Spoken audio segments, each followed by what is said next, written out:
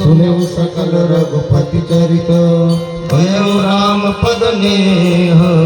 तव प्रसाद बायस तिलक सियावर रामचंद्र की जय रघुवीर रामचंद्र की जय पवन सुत हनुमान की जय उमापति महादेव की जय भवानी जगदम्बा की जय बोलो भाई सब संतन की जय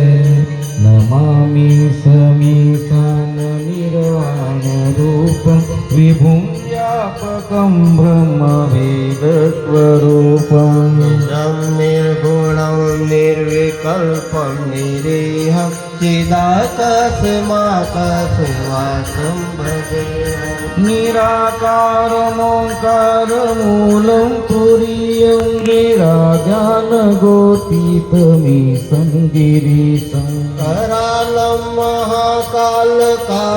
त्रिपालं गुणागार संसार सारं नतोऽहं विषादाद्रिशङ्कासगौरं गम्भीरं मनोभूतकोटिप्रभासी शरीरं पुरन्मौलिकल्लोलिनी चारुगङ्गा लसद्बालबालेन्दुकण्ठे भुजङ्गा कुण्डलं भ्रूसुनेत्रं विशालं प्रसन्नाननं नीलकण्ठं दयालं मृगाधीशचर्माम्बरं मुण्डमानं प्रियं शङ्करं सर्वनाथं भजामि प्रचण्डं प्रकृष्टं प्रगल्भं परेशम् अखण्डम् अजं भानुकोटिप्रकाशं दयाशूलनिर्मूलनं शूलपाणि भजेऽहं भवानी पतिं भागगम्यं कलातीतकल्याणकल्पान्तकारी सदा सज्जनानन्ददाता पुरारी चिदानन्दसन्दोहमोहकुहारि प्रसीद प्रसीद प्रभो मन्मथारे